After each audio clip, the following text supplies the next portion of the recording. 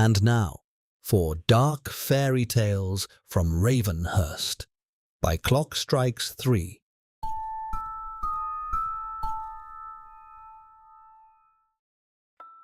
Ravenhurst had been waiting for Samuel MacMillan.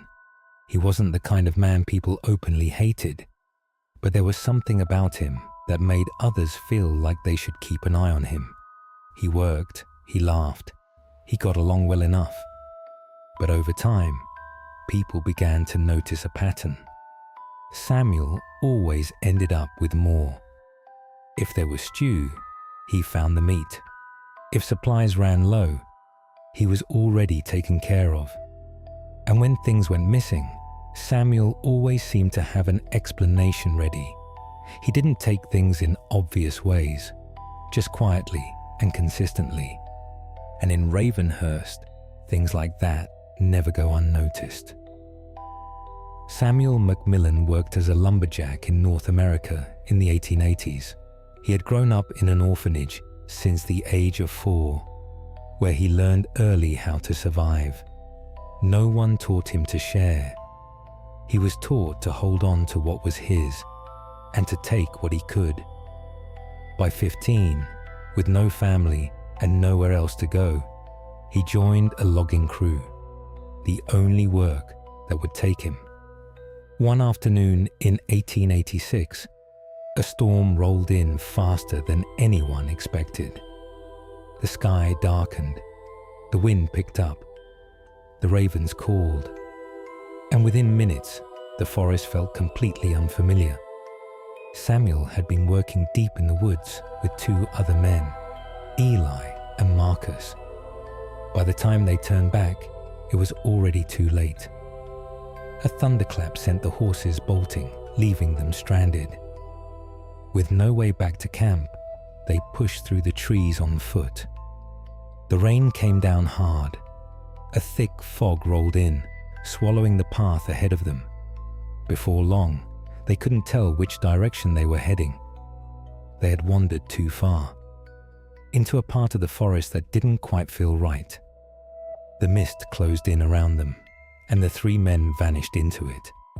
After what felt like hours, they were exhausted, soaked through, and completely lost. Night was closing in, and the cold was getting worse.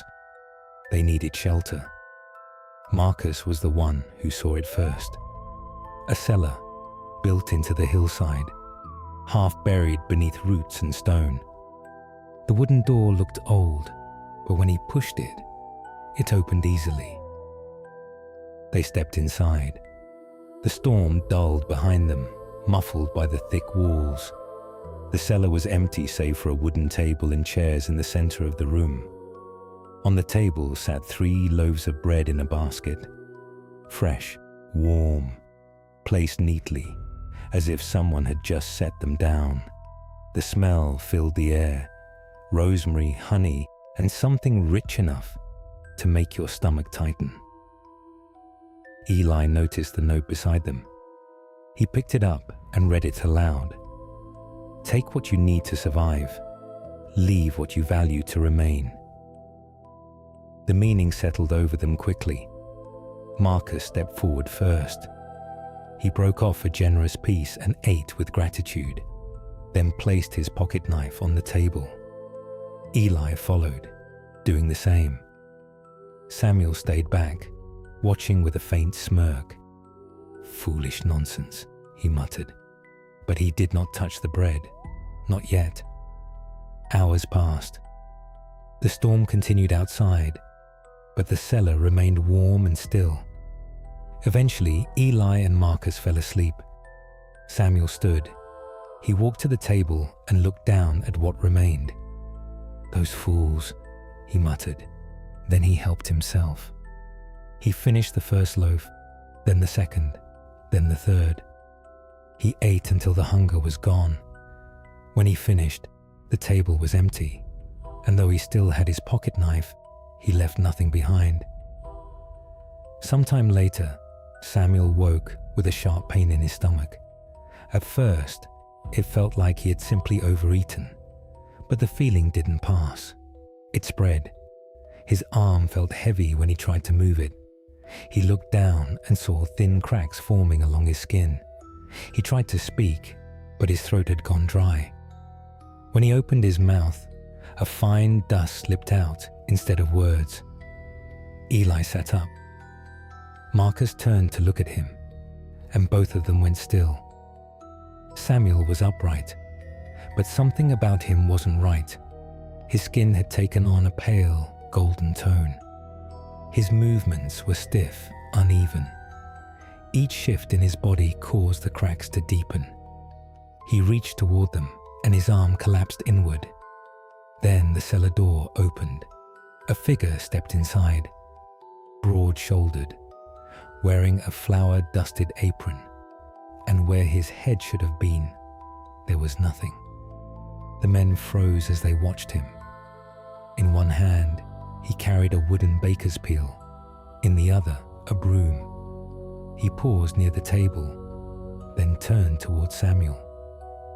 Samuel's body gave out in stages.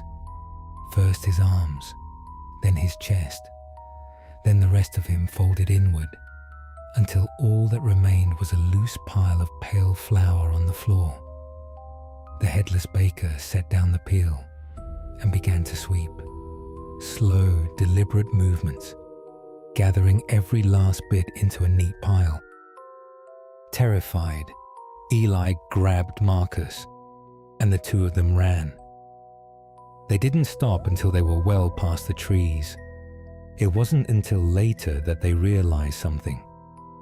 Marcus's knife and Eli's were back in their pockets. Neither of them remembered taking them, and tucked inside Eli's coat was a folded piece of paper. He didn't recognize it, but somehow he knew where it had come from. His hands trembled as he opened it. Inside, written in the same careful hand as before, were only a few words. What is taken without measure is returned in full. Neither man ever spoke about that night again, but from that day forward, they only ever took what they needed. And deep in the woods, outside Ravenhurst, some say the cellar is still there, the table set, the bread still warm, and waiting for the next guest. Thank you for listening. This video is one of many we'll be creating in our Dark Fairy Tales of Ravenhurst series. If you enjoyed this video and would like to see more spooky content, please like and subscribe so we know that you do. Until next time, stay spooky.